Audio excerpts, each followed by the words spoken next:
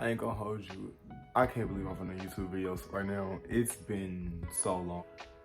I was trying to figure out like how am I gonna start this, but it was like I was just setting up my lighting plan for so long. But y'all, you know what? Y'all just gonna have to get organic me without any little special effects or anything. So, obviously by the title of this video, you can probably tell it's about how I accidentally started designing clothes. I do have notes for this because, baby, I will ramble. I will ramble and ramble and ramble. So I had to write notes. Yeah, so I'm gonna sit here on my couch and we gonna have a little story time. Let's start it off. So I've always been into clothes. I've been into clothes my whole life, and I started actually getting money to be into clothes when I was a teenager. I started having my social media platform when I was around like 15, 16. And that's mainly because I could dress. For the times, I could dress. Like, I had a lot of shoes, I had a lot of Jordans, I was sneakerhead. Oh, I've never wanted to dress like people. I've always wanted to dress like what I feel like is myself. The older I got, the more my style developed. I started liking pieces, and I started like more of avant-garde, like attention-grabbing type pieces versus just like, a graphic tee and some nice fitting jeans and some Jordans. Like, to give like a little bit of background about myself, I moved to Atlanta when I was 18. No money, no family. 18 in the middle of Atlanta. No money, no family. 18 in the middle of Atlanta. So I moved to Atlanta when I was 18 by myself. No family, nothing. So I basically built my whole life from scratch for myself, by myself. And I used my social media to do it. But it was a point in time since I was like 19, I had got to a point in my life to where I really didn't need social media to make money anymore. I felt like I made more money outside of social media. So I stopped really trying to like monetize my social media. It really wasn't more so my concern at that point in time. At this time I was hustling hard and I was good at it. See, that's why I do YouTube. I just had to stop my whole video because my phone act like it ain't got no storage. So we just gonna have to breeze through this because baby, I'm not gonna be sitting up here all day. I got stuff to do. Like I said, I felt like I was coasting through life for a long time. I didn't have any responsibilities outside of my apartment and like just feeding myself.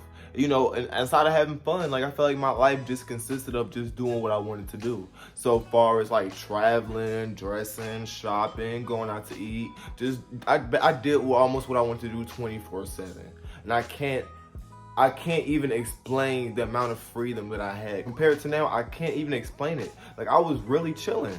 But it was one thing wrong. I didn't feel like I was a good person. Some of the ways I made money and the ways I was getting, to the bag, it made me feel like I was a bad person. I did a lot of stuff that I'm not proud of. I'll be the first person to say it. And I'm saying this on a public platform because what's done in the dark will always come to the light. I'm a firm believer in that. So I don't hold any secrets. Like, I'm not that kind of person to be fronting. So it is what it is. But I felt like I didn't feel like I was a good person. I've always had a relationship with God, but in that era of my life, I felt like our relationship was kind of strained. Like, I felt like I was just blatantly not listening. I knew I was in the wrong, and at that point in time, I really didn't care about trying to fix it. For a long time, to be honest. I was living life. I feel like I lived a life that most people my age wouldn't be able to, and I know I wouldn't be able to experience it if it wasn't for that. So it's kind of like a double-edged sword, So I was really into hustling because I don't have no work experience. I didn't finish school. Well, I finished high school, but I was in college. I never finished college.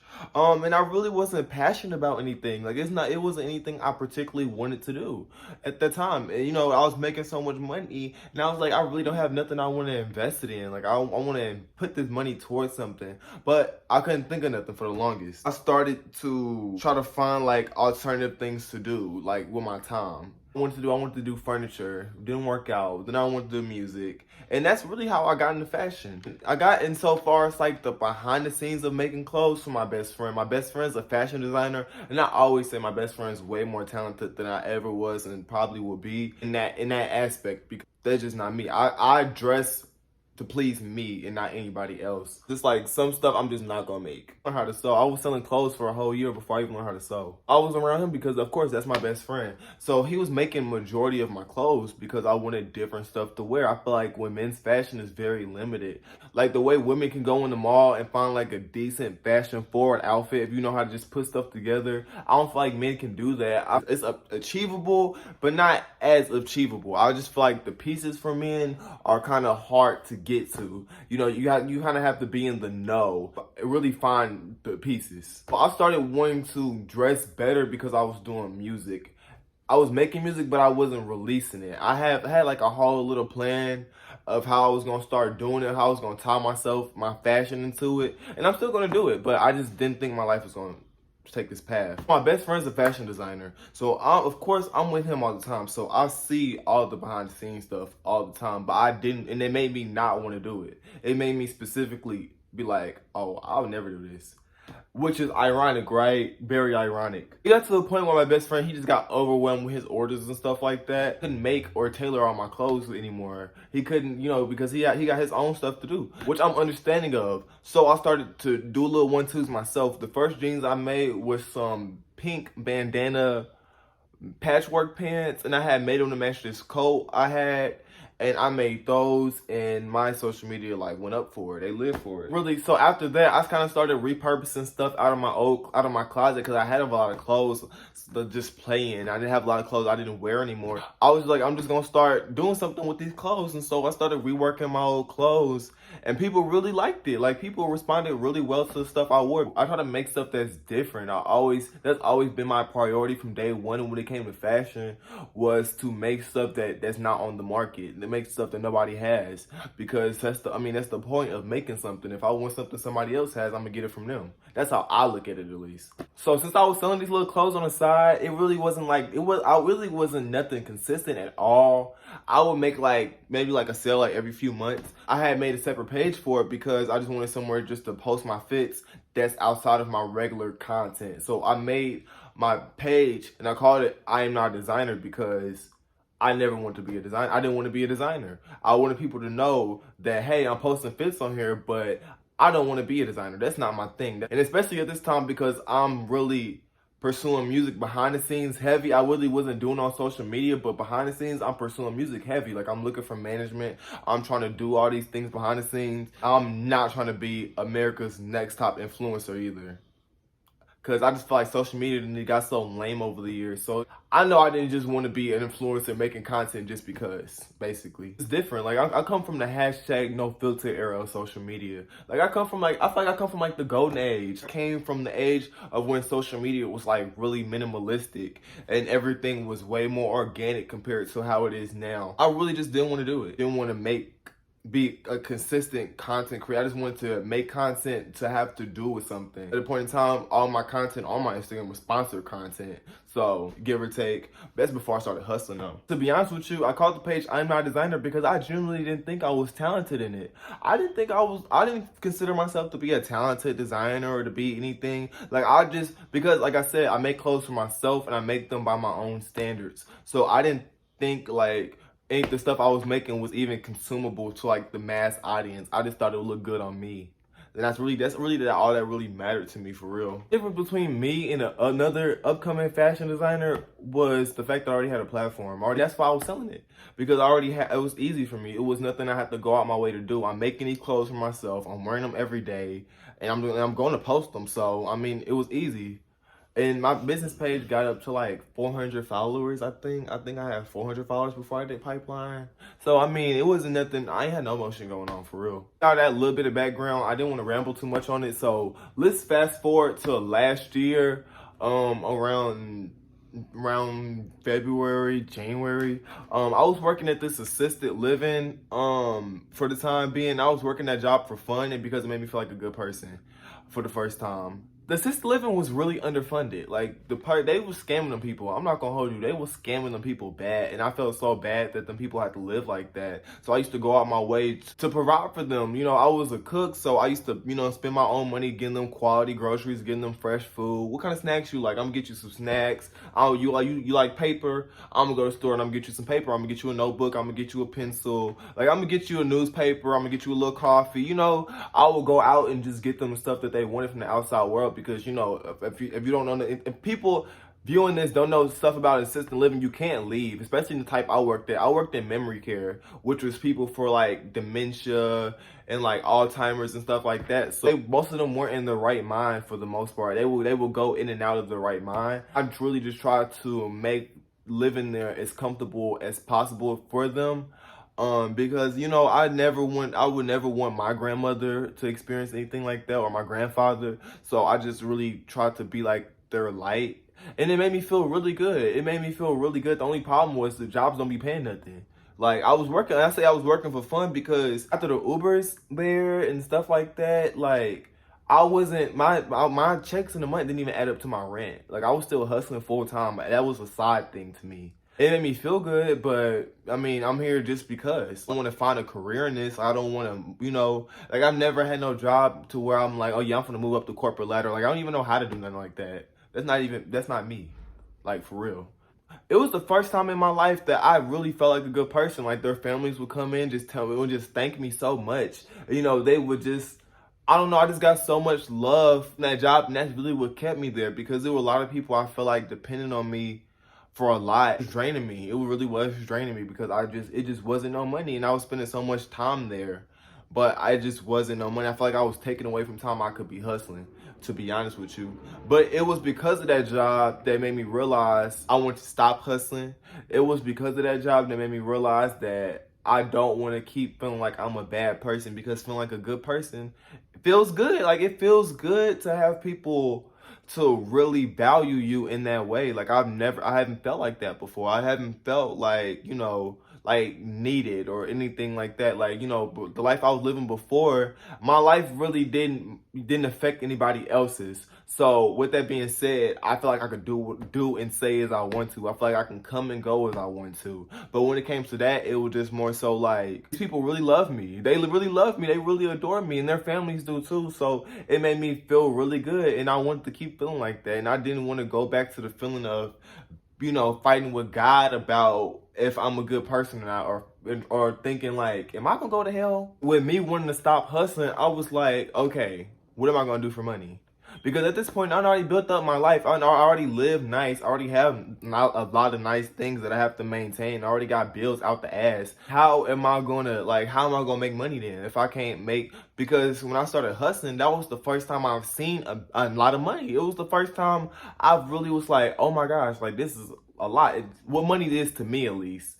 I was like, this is a lot. I kind of adjusted my life to the money I was making. You just can't like stop cold turkey when it comes to that, because what's gonna happen when the first roll around?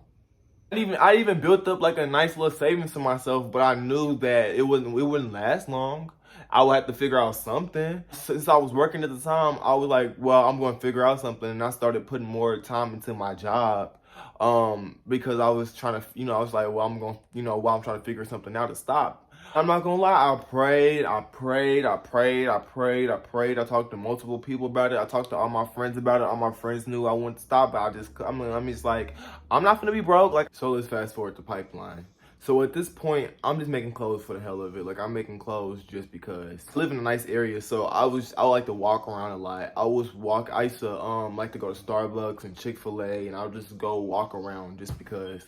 And so I was doing that one day, and I had stumbled into a Hobby Lobby. And you know, I wanted to get inspired because I wanted to make something to wear. Because I would make these clothes and I would wear them out. So I wanted to make something to wear. And so I went to Hobby Lobby. And that's how I came across the yarn. Get something for y'all. I'll be right back. So I got this shirt right here. And y'all see the texture on this shirt? It reminds you a lot of Sherpa. Like, I mean, it is Sherpa. But this Sherpa shirt, it reminds you of Pipeline. Like, you know what I'm saying? Hoodie. Have like an off-white eggshell color hoodie. And so that's really why I picked up the yarn. I picked up the yarn because I wanted to make an outfit to go with this shirt.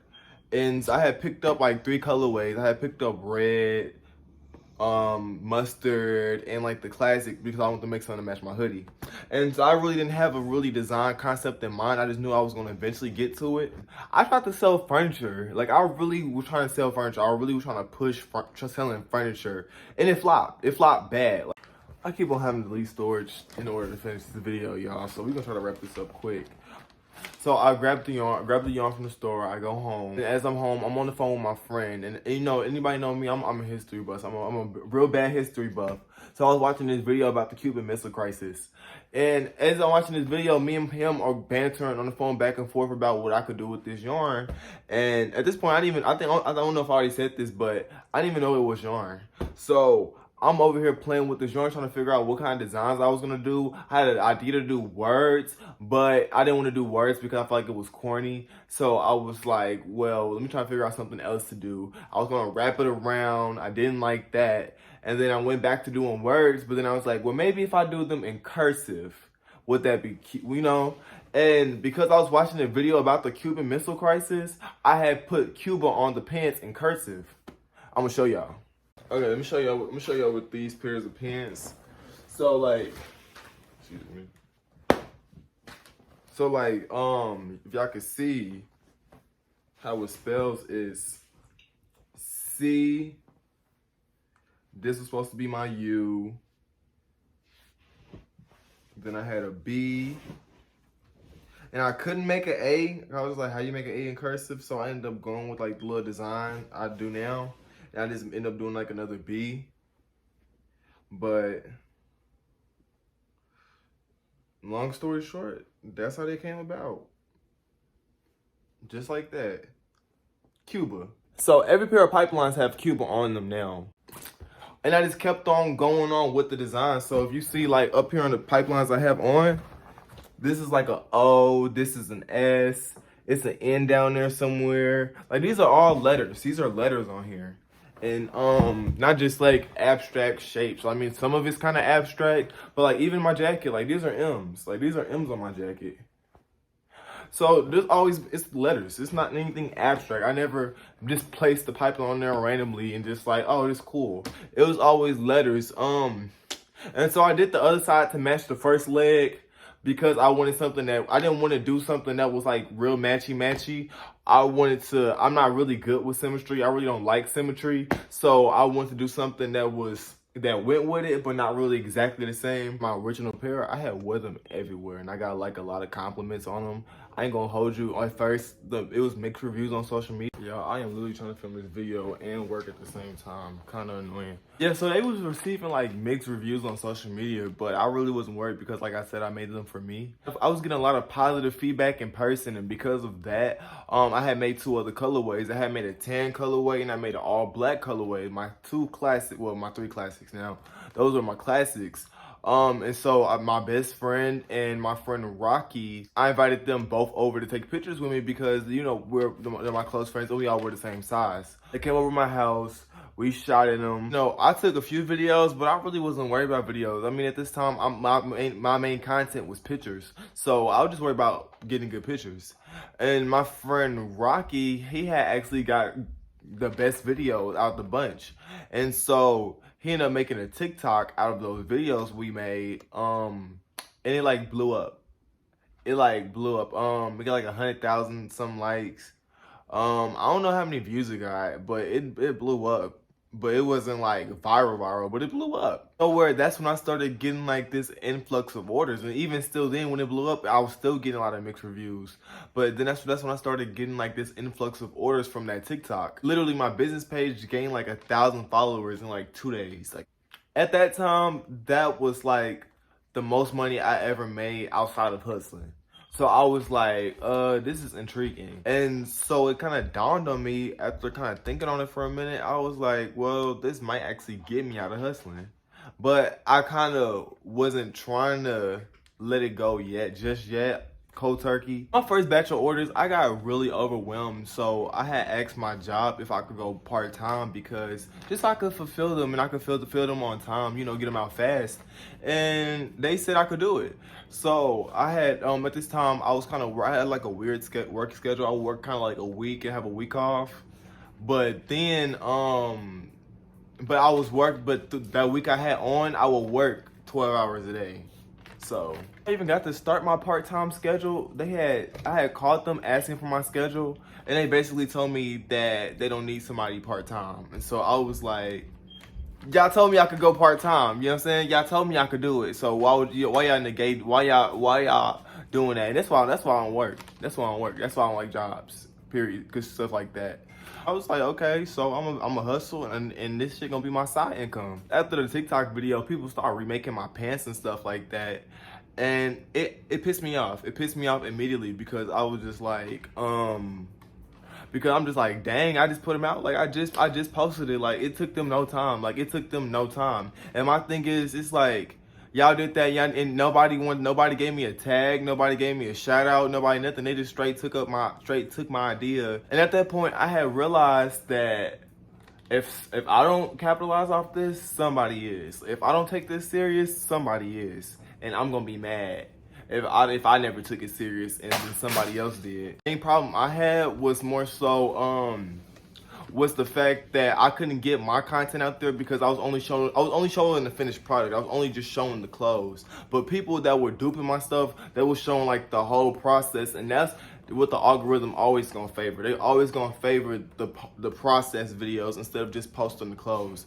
It is what it is. So I'm just like, people are getting millions of views off remaking my clothes, but I'm not, because I'm not showing the process.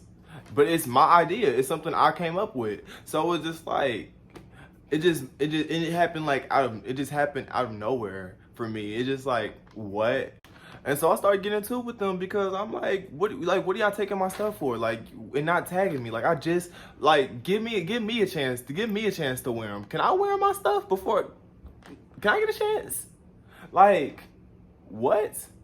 Like, I don't know. So at that point, I'm just like, okay, I'm just gonna start upping the ante. So I came out with the shorts, I came out with the shirts, I started dyeing them all different colors and stuff like that. But I mean, that really wasn't helping because people was still, you know, it just wasn't helping. And not even that, it's not even the fact that like kind of discredit my ideas too.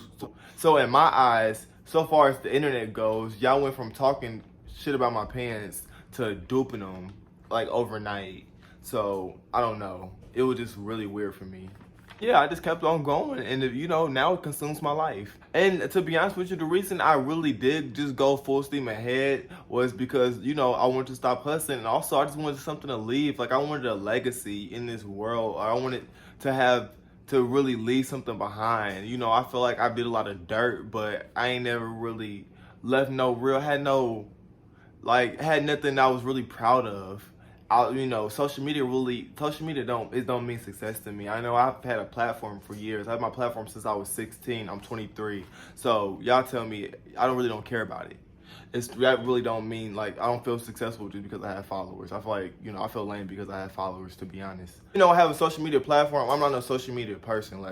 Like, you know what I'm saying? It's a job to me, but I don't get my confidence out of social media. I get my confidence when I look in the mirror, not because of the likes and follows I get. Like, that's just not me as a person. Kind of ran into like a lot of different problems that I really didn't expect to run into.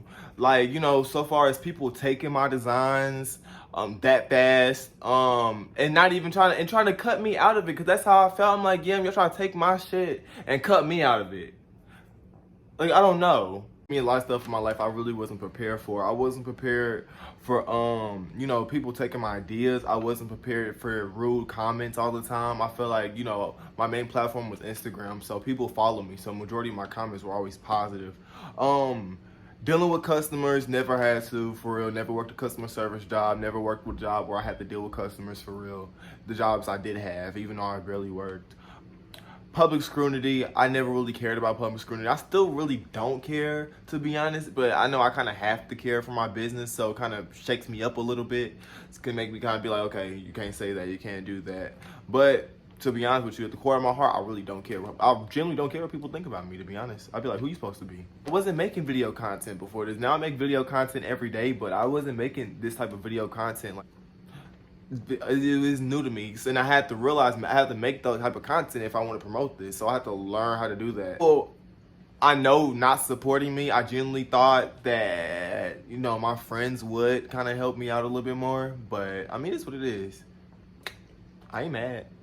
But yeah, I didn't think I would kind of be doing this by myself the way I am. I think the main thing is being seen as a business owner versus being seen as NiiLJrAe, because I've always been like real raunchy on social media. Like I'm an edgy, raunchy type person. I say what I feel, do what I feel. So it's just like I live my life unfiltered, you know? So it's just like now all these people telling me what they feel like I shouldn't and what I can and I can't do publicly be like, it'd be real confusing to me, because it's like, you know, I had a platform for years doing this way before I started selling clothes. Just running the business in general, like, you know, coming from my old life to this is like night and day. You know, coming from living a life where I wasn't doing nothing to where I'm busy 24/7 to where I wake up every day over it because I have so many things to do, to the point to where I'm getting no sleep. I can't take no naps during the day. I gotta stay sober all day. So that was all just new to me. Like that was just new to me. And it was something to like, you know, figure out. It was something to navigate through, but I'm glad I got through it. Saying my life before this was really alternative. Like I didn't really live nowhere near the status quo. So it was just like I wasn't prepared for this at all. I didn't think it would even be all this. I didn't think I would be still stealing clothes a year later. I didn't think I would still be doing it. I thought I would have been found me something else to do. But it was just like people just trying to steal from me so much, it just made me want to go hard. Like people were trying to take me out so bad, it made me just want to go hard. So I did. If it's like, even though I wasn't proud of all my actions, at least I wasn't have to worry about money. I may not have been the best person, but I ain't have to go through money problems like I be having to go through now. The same amount of money on paper, but it's like I have to spend so much money to where it just like, I don't even be feeling like I'm breaking even sometimes. Like I feel like I'm just living and that's it. I'm just living just to get these orders out, boo. That's all I do. You know, I started my business on accident. Y'all to my next video, which is how I accidentally started a business, which I would talk about more so my journey as a fashion designer in this last year, and how I went from accidentally making clothes to accidentally starting a business. So stay tuned for that. This video was hell on wheels for me to film, and I'm pretty sure it's about to be hell on wheels for me to film, edit, and upload. I mean, for me to edit and upload too. So yeah, so I don't know, we not getting that. But if y'all want it, drop a comment, drop some emojis in the comments, let me know y'all want it, and I'll tell more about my story. In that video, I'll more so address more of the controversy and stuff surrounding my brand with, you know, Shein and other big companies taking from me. So I'll address the whole TikTok fiasco too in the next video. Thank y'all. If y'all actually sat through this video to this point, thank you so much. Subscribe to my channel. Hopefully I will be posting more content soon. It dove a little deep, but I really didn't even scratch the surface in this video, to be honest. I feel like it's so much more I could have told, but I just feel like I already filmed for like 40 minutes, so I wasn't supposed to be filming for that long. I wanted to film for like 10-15 minutes, so yeah, this is gonna be a lot to edit. So thank y'all for watching and subscribe. I'll link my socials down in the comments. And if you're here because you support me for my clothes, thank you. And if you're here because you supported me before the clothes, thank you too for sticking around. And yeah, I don't know how to end this video, so we're just gonna close this out.